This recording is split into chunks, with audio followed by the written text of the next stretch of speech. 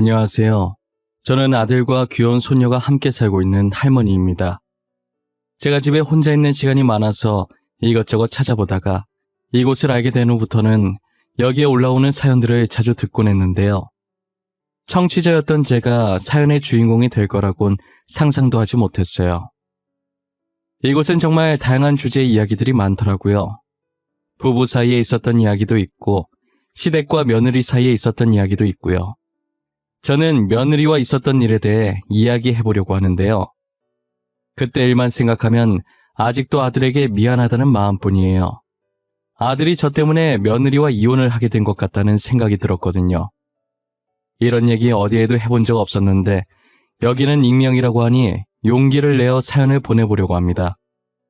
제 사연은 불과 몇 달 전에 일어났던 일이에요. 저는 어머니께서 저를 낳다가 세상을 떠났어서 어머니의 정을 느껴본 적이 한 번도 없었어요. 아버지께서도 평생 여자는 저희 어머니만 바라보셨기 때문에 재혼도 하지 않으셨거든요. 그래서 저는 결혼할 때까지 홀아버지 밑에서 자랐었어요. 만약 제가 결혼하게 된다면 자식들에게 좋은 어머니가 되어줘야겠다는 생각을 항상 하고 있었어요. 그렇게 남편을 만나서 아들을 낳고 제가 못 받아봤던 어머니의 사랑을 아들에게 아낌없이 줬었죠. 아들은 저희의 사랑을 받고 자라서 그런지 누구보다 당당하고 씩씩하게 잘 자라주었어요. 그렇게 아들이 20살이 되던 해에 성인이 된 기념으로 가족여행을 가게 되었는데요. 저와 아들은 이 여행이 남편과의 마지막 이별 여행이 될 거라곤 상상도 못했죠. 저희는 신나게 잘 놀았고 집으로 돌아오는 길에 눈이 많이 왔는데 그때 사고를 당하게 되었어요. 그런데 사고 날 때 남편이 저희 지키겠다고 자기 쪽으로 핸들을 꺾어버린 거예요. 그래서 남편이 타고 있던 앞좌석이 많이 망가졌고 아들과 제가 타고 있던 뒷좌석은 아무 피해가 없었죠. 남편은 그 자리에서 세상을 떠나고 저와 아들은 타박상만 입고 살아있었어요. 저는 사고로 남편을 잃은 이후로 한동안은 정신을 차릴 수가 없었어요. 정신을 차리려는 의지가 없었다는 게 더 맞는 말이겠네요. 앞으로 남편 없이 살 생각을 하니 정말 눈앞이 캄캄해지더라고요. 저는 늘 남편과 평생 함께 살 생각만 했지 남편이 제 곁을 떠날 거라는 상상을 해본 적이 없었거든요. 남편 장례식도 어떻게 했는지 지금 기억을 더듬어 보려고 해도 생각이 잘 나지 않아요. 제가 그때 정신을 놓고 있었어서 통으로 기억이 날아간 것 같아요. 장례식장 예약도 조문객 받는 것도 아들이 다 하지 않았을까 싶네요. 아들이 티는 안 냈었지만 당시의 아버지에 이어 저까지 잃게 될까봐 엄청 겁이 났었다고 하더라고요. 제가 정신을 차리게 된 게 아마도 꿈에서 아들이 울고 있는 모습이 나온 뒤였던 것 같아요. 저까지 세상을 떠나게 되면 아들 혼자서 이 험난한 세상을 살아가야 하잖아요. 아직 아들 결혼하는 것도 못 보고 손자도 못 봤는데 이대로 떠나면 안 될 것 같더라고요. 그래서 아들을 위해 남편 없이도 열심히 살아봐야겠다는 다짐을 하게 된 거죠. 아들 결혼할 걸 생각하니 혹시나 제가 홀어머니라서 아들 결혼에 지장이 갈까봐 걱정이 되는 거예요. 나쁜 짓을 해서 홀어머니가 된 것은 아니지만 그래도 아버지가 있는 것과 없는 것은 차이가 크잖아요. 저는 아들이 결혼하기 직전까지 그 걱정을 하느라 하루하루 10년씩 늙는 기분이었어요. 그러다 아들이 제게 결혼하고 싶은 사람이 있다고 집으로 아가씨 한 명을 데리고 온 거예요. 여자친구 만나고 있는지도 몰랐는데 3년 정도 만났다고 하더라고요. 아가씨는 수줍게 아들 뒤에서 나와 살짝 웃으며 제게 인사를 했어요. 안녕하세요, 어머님. 저는 지혁이 여자친구 박지희라고 합니다. 처음 인사드리네요. 지혁이한테 어머니 말씀 되게 많이 들었어요. 사진도 봤는데 실물이 훨씬 젊어 보이시고 이쁘세요. 어머, 그래요? 고마워요. 요즘에 같지 않게 말을 어쩜 이렇게 이쁘게 할까? 아들, 우리 아들한테 이렇게 이쁜 여자친구가 있었어? 여자친구가 있으면 진작 말을 하지 그랬어. 확실히 결혼하고 싶은 사람이 생기면 그때 말하고 싶어서 미루다 보니 그렇게 됐어요. 이해해주세요, 어머니. 아들, 확실한 거 좋아하잖아요. 그치, 맞지. 지아비를 쏙 빼닮아서 확실한 거 아니면 안 하지. 잘 왔어. 마침 저녁 하려던 참인데 저녁 먹고 가요. 시간 괜찮죠? 내 음식이 입맛에 잘 맞을지 모르겠네. 걱정과는 달리 다행히도 아들은 참하고 착한 며느리를 데리고 왔더라고요. 저는 제 주변에 결혼하고 변하는 며느리를 많이 봐서 끝까지 의심의 끈을 놓지 않았었어요.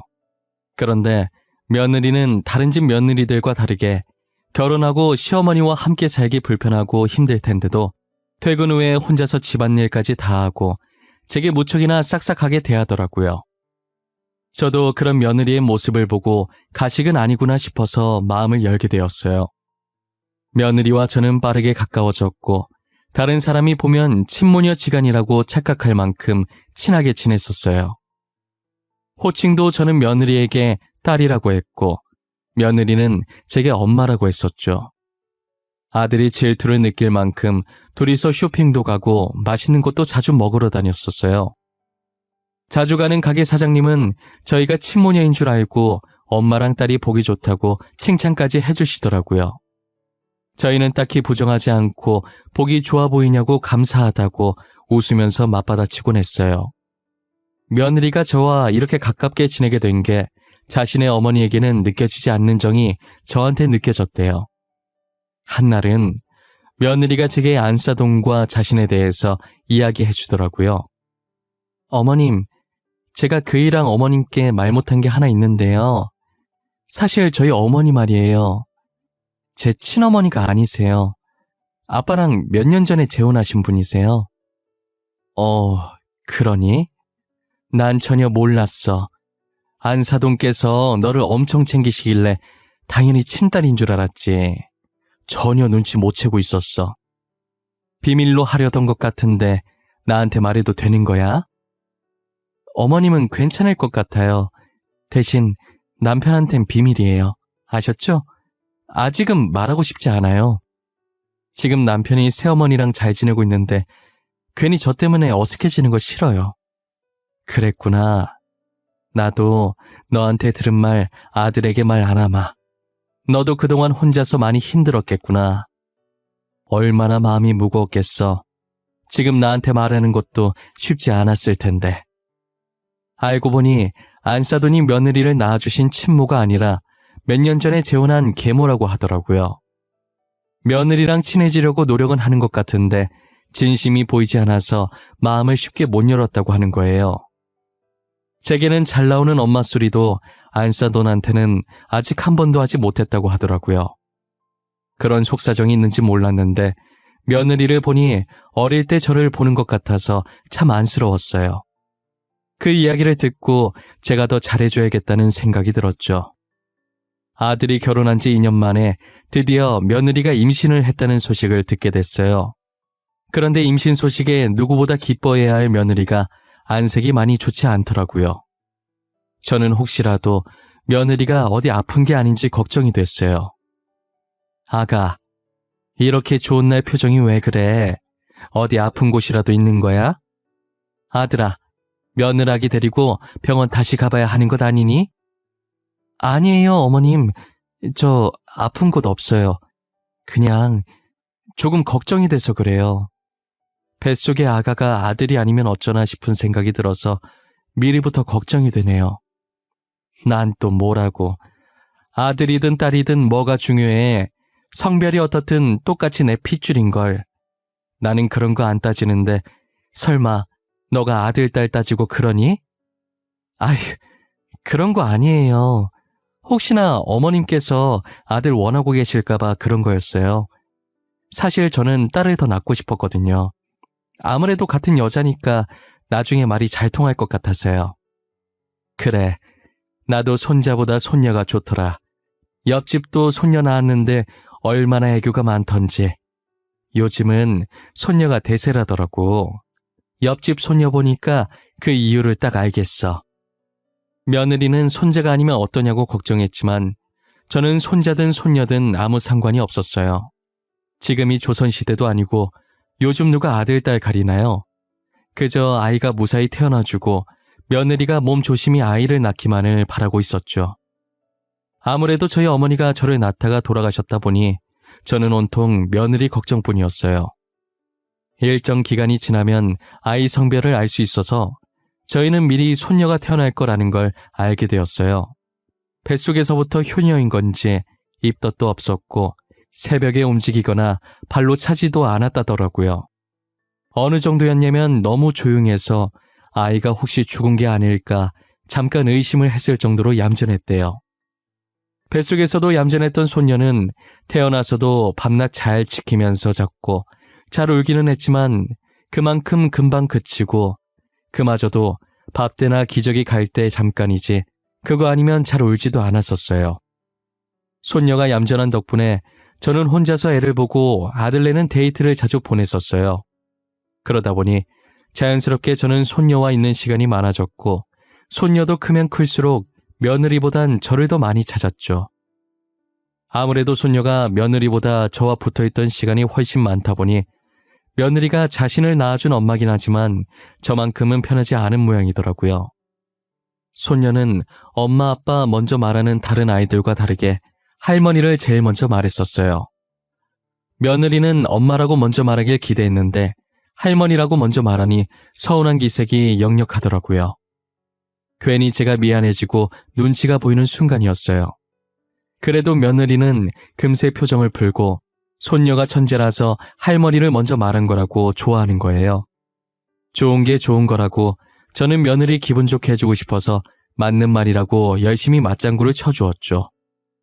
그렇게 시간이 흘러 손녀가 초등학교에 입학하는 날이 다가온 거예요.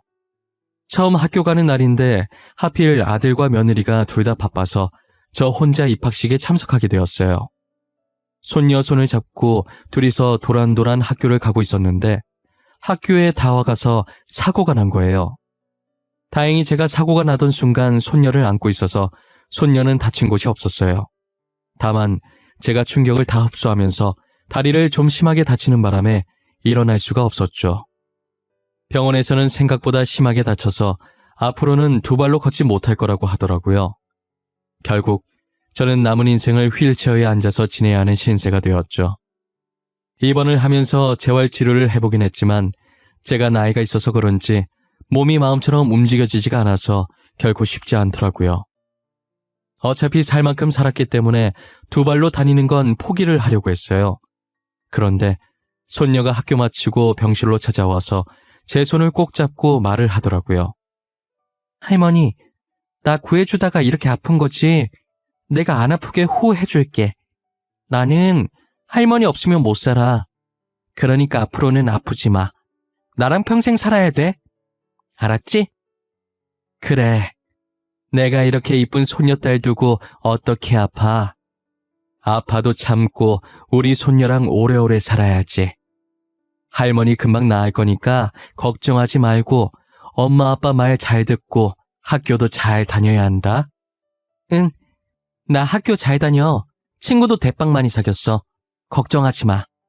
다리 다 나으면 우리 같이 놀러 다니자. 할머니랑 놀러 다니는 게 세상에서 제일 좋아. 그럴까? 우리 강아지 때문에 빨리 나아야겠네. 할머니 열심히 치료받고 얼른 나을게. 할머니 다리 괜찮아지면 손잡고 소풍 갈까? 가고 싶은 곳 있으면 생각해놔. 저는 손녀의 한마디 말에 다시 힘을 내보기로 했어요. 그런데 며느리가 점점 저를 대하는 태도가 변하기 시작하는 거예요. 처음엔 병간호를 잘해주는 것 같다가도 얼마 지나지 않아 저를 돌봐줄 간병인을 고용했더라고요. 그래도 누군가 돌봐주는 사람이 없는 것보다는 나아서 아무 말 하지 않았었어요. 며느리는 간병인을 고용한 뒤부터 제 병실에 잘 오지 않았어요. 저는 괜히 스트레스 받기 싫어서 회사가 바빠서 어쩔 수 없이 못 오는 걸로 생각하기로 했죠. 제가 퇴원을 한 뒤에 저를 돌봐줄 사람이 없어서 며느리가 단기간 휴직계를 냈더라고요. 어디서부터 잘못된 건지는 몰라도 며느리는 저를 없는 사람 취급하기 시작했어요. 가족들이 없을 땐 밥도 안 차려줘서 저는 점심을 늘 굶었다고 생각하면 돼요. 배고파도 제가 일어나서 요리를 할 수 없는 노릇이니 참고 있을 수밖에 없었죠. 며느리가 밥 안 차려주는 건 약과였어요. 밥이야 점심 잠깐 참고 아들 퇴근하면 같이 저녁을 먹을 수 있는 거니까 괜찮았는데 저를 전염병 환자 취급하면서 손녀가 제 옆으로 오려고 하면 못 가게 막더라고요. 밥 안 주는 것보다 손녀 가까이 못 가게 하는 게 더 서러웠어요. 손녀는 영문도 모른 채 저한테 오겠다고 떼쓰고 며느리는 막고 있고 난리였죠. 저희 아들은 아무것도 모르고 제가 가뜩이나 다리 다쳐서 속상한데 손녀 때문에 더 힘들까봐 제 눈치를 보면서 손녀를 안고 방 안으로 들어가더라고요. 그런 생활이 계속되다 보니 정말 한동안은 서러움의 연속이었던 것 같아요. 저는 손녀를 구하다가 다친 것뿐인데 뭘 그렇게 잘못한 건지 모르겠고 자기 자식 지켜줘서 감사하다는 소리는 못할 망정 저러고 있으니 너무 서운했죠. 며느리한테 감사하다는 말 들으려고 손녀를 구한 것은 아니었지만 사람 대우를 안 하니 너무 화가 났어요. 처음부터 그런 사람이었다면 원래 그런 사람이니까 싶어서 아무 생각이 안 들 텐데 남이 봐도 친모녀 같은 사이로 지내다 한순간에 저렇게 돌변하니 저만 미칠 지경이더라고요. 그렇다고 이 사실을 아들에게 말해봤자 괜히 부부싸움만 날 것 같아서 말을 하지도 못했죠. 혼자 끙끙 앓으면서 매일 방에만 틀어박혀서 눈물을 흘릴 때가 많았어요. 이 나이 먹고 이렇게 살아야 하나 제 자신이 너무 한심하기도 했어요. 제 밥그릇은 제가 챙겨야겠다는 생각에 병원도 더 열심히 다니고 재활치료도 이 약물고 했어요. 인간의 강한 의지는 어떤 걸로도 막을 수 없다는 말이 맞나 봐요. 저는 재활치료를 해도 가망이 없어 보여서 앞으로 제 자신이 평생 못 걸을 줄 알았거든요. 그런데 아직 쩔뚝거리긴 하지만 휠체어를 안 타도 될 정도로 걸을 수 있게 되더라고요. 조금만 더 하면 괜찮아질 것 같은 희망이 보였었죠. 손녀와 함께 놀러 다닐 생각에 벌써부터 들떠 있었죠. 절뚝거리며 걸을 순 있어도 오래 서 있지는 못해서 요리할 정도는 아니었어요.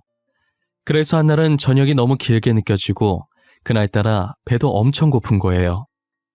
저는 배고픔을 잊어보려고 낮잠을 자고 있었는데 제가 자는 사이 손녀가 학교를 마치고 집에 일찍 와 있었나 봐요. 자고 일어났더니 손녀와 며느리가 이야기를 하고 있는 소리가 들리더라고요.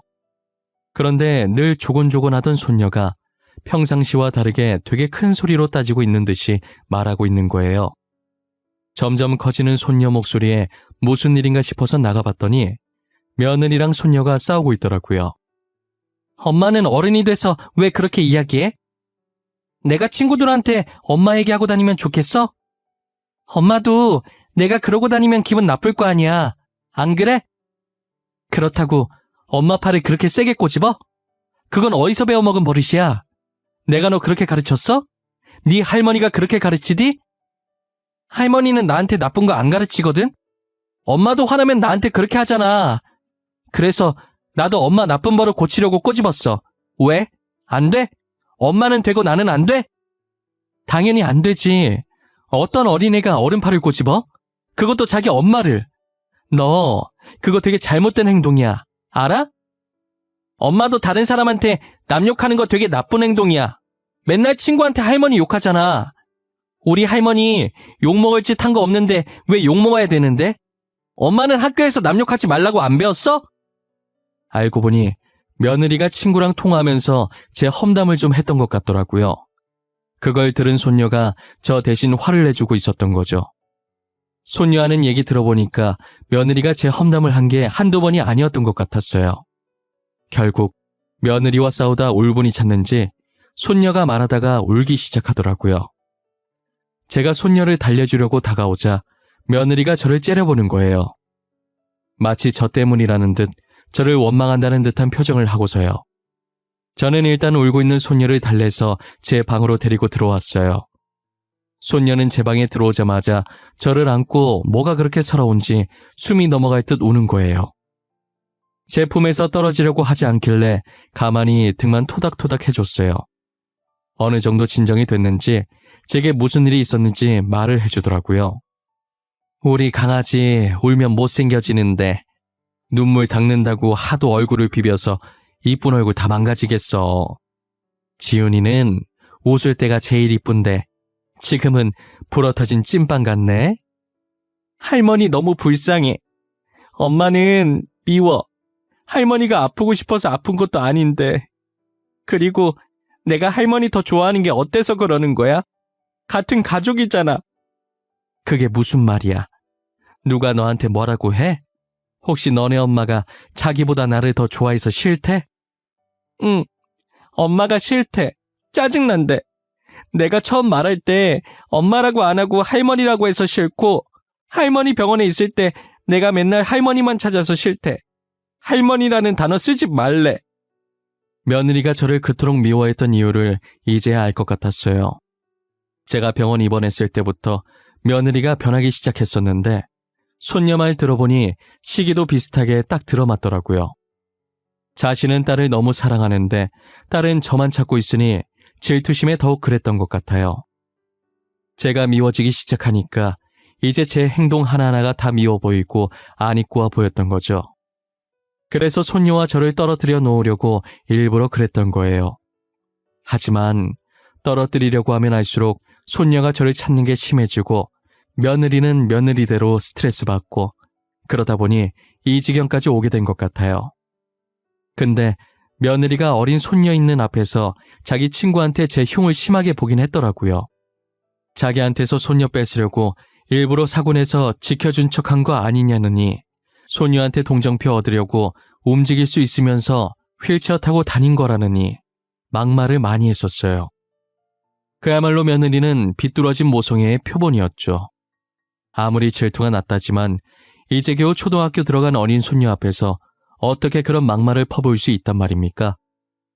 솔직히 마음 같아선 그 소리를 듣고 며느리와 한바탕 하고 싶었지만 가정의 평화를 위해서 제가 참으려고 했어요. 괜히 말 꺼냈다가 아들이 상처받을 것이 분명했고 아들 성격에 바로 이혼 도장 찍을 게 뻔했거든요. 저 하나 때문에 손녀를 엄마나 아빠 없는 아이로 만들고 싶지 않았어요. 그런데 손녀는 제 생각과는 많이 달랐던 모양이에요. 다 같이 저녁을 먹고 있는데 아들에게 오늘 있었던 일을 이야기하더라고요. 그동안 손녀가 제 험담을 많이 듣고 있었는데 제가 상처받을까봐 말을 안 꺼내다가 제가 모든 것을 알게 되니까 이왕 알게 된 거 아들한테까지 말을 한 것이죠. 아들은 밥을 먹다가 손녀의 말에 표정이 굳어져서 국을 뜨던 숟가락을 탁 하고 식탁에 놓더라고요. 와중에 손녀는 국이 자기 옷이랑 얼굴에 튀었다고 아들에게 짜증을 내고 있었고 아들은 손녀가 짜증내든 말든 아랑곳하지 않고 며느리를 째려보다시피 쳐다보고 있었어요. 식사 자리는 한순간에 얼음장 같은 분위기가 됐고 며느리는 어쩔 줄 몰라서 아무 말 없이 눈만 이리저리 굴리고 있더라고요. 당신이 한번 말해봐. 지금 지윤이가 나한테 한 말이 다 맞아? 사실이야? 사실인지 아닌지 입이 있으면 말을 해보라고. 진짜 맞아? 그게 여보, 나는 진짜 지윤이를 너무 사랑해서 그랬어. 지윤이가 나만 봤으면 좋겠는데 계속 어머님만 찾잖아. 그래서 나도 모르게 그랬어. 당신 지금 그걸 변명이라고 하고 있는 거야? 지윤이가 어머니만 찾아서 그랬다고? 어떻게 고작 그런 이유로 어머니를 그런 식으로 말하고 다닐 수 있어? 난 내 딸을 너무 사랑한 죄밖에 없어. 엄마가 딸을 사랑하는 건 당연한 거잖아. 당신은 모성애 같은 거 죽었다 깨어나도 모를 거야. 모성애라 포장하려고 하지 마. 그거 모성애 아니야. 그게 어떻게 모성애야. 잘못된 집착이지. 당신이 하는 거 집착이라고. 아니나 다를까 아들 부부는 저와 손녀가 보는 앞에서 부부싸움을 하게 되었고 아들은 무섭게 며느리를 쏘아붙이기 시작하더라고요. 며느리는 곧 죽어도 제게 미안하다는 말을 하지 않았고 자신이 한 행동을 모성애라고 치부하더라고요. 결국 아들의 입에선 이혼이라는 단어까지 나오게 됐죠. 그만하자. 나는 어머니랑 따로 살 마음도 없고 너도 어머니한테 미안한 마음이 전혀 없는 것 같아 보이니까 더 이상 이렇게 같이 살 수는 없을 것 같네. 이혼해 우리. 이혼하자고? 싫어. 내가 왜 이혼을 해? 나 당신도 지훈이도 너무 사랑해. 우리 분가만 하면 다시 예전처럼 행복해질 수 있어. 그런데 이혼을 왜 해? 미안한데 지훈이도 어머니 많이 좋아하고 나도 분가할 마음이 전혀 없어. 그러니 어머니께 사과를 하던지 이혼을 하던지 둘 중에 선택을 해. 내가 잘못한 게 없는데 어머니한테 왜 사과를 해? 내가 대놓고 어머니한테 막말한 적도 없잖아. 내가 뭘 그렇게 잘못했는데? 대놓고 한 말이 아니면 잘못 아니라는 거야? 그럼 나도 다른 사람한테 당신 욕하고 다녀도 돼? 당신이랑 똑같이 그렇게 행동하고 다녀도 되냐고. 아니잖아. 당신도 내가 그러면 기분 나쁘잖아. 며느리가 반성할 마음이 전혀 없어 보이자 아들은 한숨을 쉬더니 고개를 좌우로 흔들더라고요. 아들은 며느리가 제게 사과 한마디만 했어도 이혼까지는 안 하려고 했을 거예요. 끝까지 사과를 안 하려고 하니 이혼밖에 답이 없다는 생각을 한 거죠. 아들은 손녀에게 엄마 아빠 따로 살게 되면 누구랑 살고 싶은지 물었어요. 손녀는 망설임도 없이 엄마랑은 안 살고 싶다고 말하더라고요. 손녀의 대답을 듣고 며느리는 바닥에 주저앉아서 대성통곡을 했어요. 결국 아들 부부는 합의 이혼을 하게 되었고 현재 손녀는 저희와 함께 살고 있어요. 아무래도 며느리가 손녀를 낳아준 친엄마니 따로 손녀를 만나는 것에 크게 관여하지 않았어요. 오히려 손녀가 며느리를 만나는 게 불편한지 계속 피하려고 하더라고요. 한날은 제가 손녀를 붙잡고 1시간 동안 얘기했던 것 같아요. 엄마가 딸을 너무 사랑해서 그랬던 거라고, 그러니 엄마가 만나자고 하면 만나주라고 타일렀죠. 못 본 사이 며느리가 많이 헬쑥해졌더라고요. 한때 제게 사람 취급도 안 하고 모진 말을 내뱉었던 며느리긴 하지만 마음고생을 많이 한 것 같아 보여서 마음이 너무 안 좋았어요. 만약 시간을 돌릴 수만 있다면 손녀가 태어나던 순간으로 돌리고 싶어요. 그때로 돌아간다면 손녀와 며느리가 함께할 수 있는 시간을 많이 만들어주고 싶어요. 그랬다면 아들 부부가 이렇게까지 되진 않았겠죠. 손녀가 며느리에게 따질 때부터 알아보셨겠지만 여전히 똑부러지고 씩씩하게 잘 자라주고 있어요. 그때나 지금이나 변하지 않고 든든히 제 옆을 지켜주고 언제나 제 편이었죠.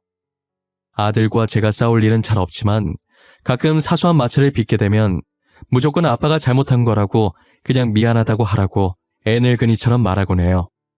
그러면 아들이 또 제게 미안하다고 하고 싸움은 더 이상 크게 번지지 않고 웃어 넘기게 되죠. 요즘 학교에서는 말 잘하는 법 이런 걸 가르치는 건지 손녀가 말을 너무 잘해요. 맞는 말만 하니까 어쩔 땐 손녀 말을 듣고 숙연해질 때도 있다니까요. 손녀가 최근에 빠진 취미생활이 있어요. 그게 뭐냐면 학교에서 배워온 단어나 문제가 있으면 꼭 저한테 가르쳐줘요. 저는 아는 단어라도 모르는 척하면서 손녀 천재라고 치켜 세워주곤 하죠. 그럼 손녀는 어깨 으쓱하며 거만한 표정을 짓는데 그게 얼마나 귀여운지 몰라요. 아들이 최고라는 말도 이제는 다 옛말이에요. 요즘은 너도 나도 딸 낳고 싶다고 난리더라고요. 아무래도 아들은 조금 무뚝뚝하고 애교가 없잖아요.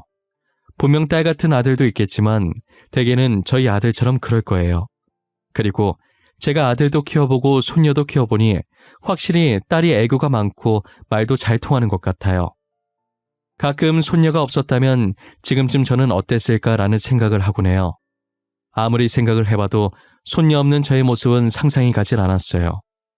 예전엔 아들만 보고 살았다면 최근엔 손녀를 위해 사는 것 같아요. 저는 지금 제 생활에 충분히 만족하며 살고 있어요. 돈보다도 소중한 아들과 손녀와 함께 말이에요. 그리고 최근 병원에서 좋은 소식이 들려왔어요. 재활치료를 조금만 더 하면 쩔뚝거리는 제 다리도 이제 예전처럼 돌아올 수 있을 것 같다더라고요. 사고 전 상태로 완전히 돌아갈 수는 없지만 일상생활은 가능한 정도라고 하셨어요. 그거라도 어디냐고 의사 손 꼭 잡고 감사하다고 펑펑 울었네요. 저는 앞으로도 치료 열심히 해서 남은 인생 아들과 손녀만 바라보면서 살아보려고요. 여러분들도 꼭 오래오래 건강하게 사셨으면 좋겠습니다. 살면서 건강만큼 중요한 건 없는 것 같아요. 지금까지 제 긴 이야기 들어주셔서 진심으로 감사합니다.